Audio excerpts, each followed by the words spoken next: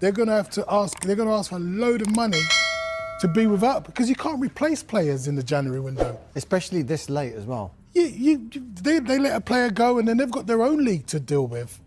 So yeah, it's a very tricky situation. They need people behind the scene. I asked a question about Watkins, and he said this. He said, I don't want him to leave, but it is good news to have offers from other clubs. We want to keep our sporting objective through the players we have in the squad. So he didn't outright say Ollie Watkins is not for sale. I'm not saying he's inviting bids or anything, but it was just left that door open to me, because it's one of those times of the window where you say never. And with Ollie Watkins, if Arsenal and Villa have been in talks, they must have had some sort of encouragement, Arsenal, that maybe there's a deal to be done. Interestingly, one source told us earlier that the chance to sign Watkins was actually proposed to Arsenal. And as I mentioned before, they thought 40, Villa were thinking 60. And the feeling is that if any potential deal can be done, it would require Aston Villa to reduce that valuation. But clearly, as I said at the top, Villa don't want to lose Ollie Watkins and John Duran in the same transfer window. Jamie, they can't lose their two number nines. I don't see that happening. But what it's maybe done from a negotiational point of view is it's made Al Nassr spend a lot more money, because they're pretty well, we got to act quickly because they've made a bid, and one or the other was going to go. I don't see them both. Although obviously I heard you talking about money does talk, but I just feel that can't, that certainly can't happen. I felt that. I feel a little bit of sympathy for John at Aston Villa, because he's up against a top striker. It's very difficult to sort of get someone like Ollie Watkins out of the team. He scores, he assists, he's a very important player to them. And obviously everyone's going to have a view on him going, but it wouldn't be for me. I wouldn't have, at that age, wouldn't wanted to go. But I totally get it. If for him it was going to change his family's life, he's going to earn vast amounts of money in 3 or 4 years' time. He could always come back to the Premier League. It's very easy for people to judge on these situations and say he shouldn't do this, he shouldn't go to another league. But financially, he's going to secure not just his, all his family, from where he's from, and make their lives so much better. So it's very easy to judge in these situations. The money that we're probably talking, as you guys know, is astronomical. And chief reporter money is. Yeah, is that the chief? Oh, yeah. But it's a shame, because you just feel that there's so much that he can do in this league. But he's also, like you say, he's going to go and play with work with Ronaldo, and it's a big opportunity. If you would have said to me last week this would be a possibility, I'd have said absolutely no chance. I could have maybe seen it at another club, maybe seen it at West Ham or even an Arsenal, but I didn't see him going. I wonder if this is Cristiano Ronaldo flexing his muscles a little bit, because he big muscles. Yeah, because he plays for Al Nassr, and Al Nassr are one of the top 4 clubs in Saudi Arabia, but they haven't been winning titles. No. The titles have been going to Al Hilal, Al Ittihad. They're third at the moment. They're 5 points behind the leaders.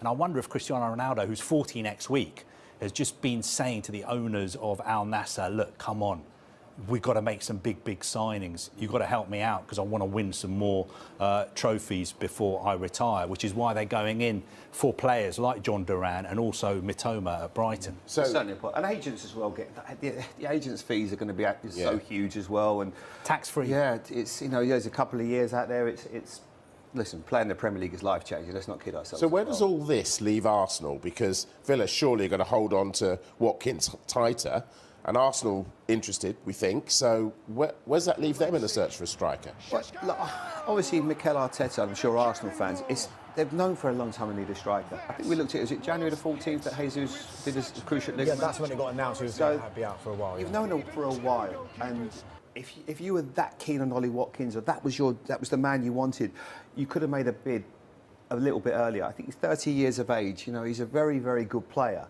but it just feels that they're almost going to get to the point now where they're going to miss getting a striker in this window, and they certainly need one. One thing I would say though, I was speaking to you about this just before your parents' evening, and we're talking about exactly this. Why have Arsenal waited until now? Well, before Gabriel Jesus' injury, they were clearly looking at a certain type of striker. It might have been a short-term deal that they were looking at from abroad. When this injury happens and he's out for that length of time, Arsenal's tack changed slightly to, right, we might need a full replacement here, we might need to do a permanent deal here. So it's not just a case of, right, just go and get someone. They have to do their due diligence again, all over again. And it might have taken them a week and a half, 2 weeks to decide, right, these are the players that we want, these are the targets that we're going to go for. Ollie Watkins, at the moment, we're saying that Aston Villa do not want to sell. I haven't heard yet that he's not for sale. And it's always that you never say never at this stage of a transfer window. As much as we're saying they can't possibly sell both of them in the same transfer window. I'm wondering, what happens if someone goes in with 60 or 65 or 70 million for Ollie Watkins, for a 29-year-old, yes. for a 29-year-old? What do Aston Villa do? Because for all we know, they might have something else lined up in the pipeline, because they're willing to... Let's ask Darmesh Carve that. Just on Arsenal, Is Duran going to be replaced? Yeah, I think he will be. But just on what Darmesh said about Arsenal, just to throw this out there, we know that Sesko is one of their top targets, the player they've been watching for ages. Last night, his side, RB Leipzig, dropped out of Europe, dropped out of the Champions League.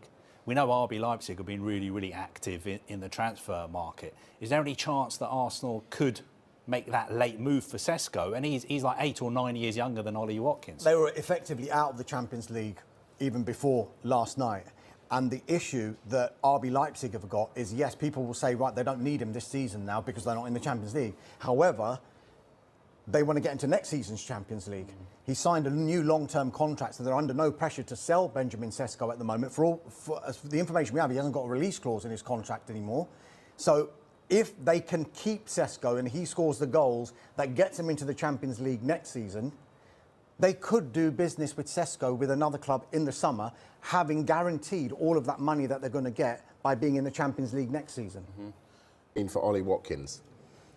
This is interesting now, because Aston Villa don't want to sell Ollie Watkins with John Duran on the verge of joining Al Nassr. And I think these reports that Arsenal made the bid came quite at a bad time as far as Villa were concerned, to put it mildly, just hours before their clash against Celtic last night. And it's safe to say that they weren't best pleased that those reports were coming out so close to a big game. Now, those talks between Villa and Arsenal, we understand, started while there was still a bit of uncertainty about whether John Duran was going to be staying at Aston Villa or leaving. Now, this is interesting what the Villa boss Unai Emery said after that game against Celtic when he was asked about Ollie Watkins. He said, "I don't want him to leave. It is good news to have offers from other clubs. We want to keep our sporting objective through the players we have in the squad." He says he wants to keep him, but he also says it's good news to have offers. And it would only be on Aston Villa's terms whether they would allow players to leave. They'd never sell both. Yes. This story was first reported by Sami Botbel in the Daily Mail, and he has dug up some interesting information because he says that back in 2020, when Ollie Watkins was at Brentford, he gave an interview in which he said that it was always his dream to play for Arsenal, and apparently Thierry Henry was his hero when he was growing up. Now, that may well be the case, but that doesn't mean that Aston Villa are going to be selling him to Arsenal. But it is big news, especially for Arsenal fans who've been crying out for their club to sign a new striker because they believe they need a striker to win the title. The story is a little bit complicated, though, because Aston Villa have got two number 9s, effectively, who are in demand. There's Ollie Watkins, there's also John Duran.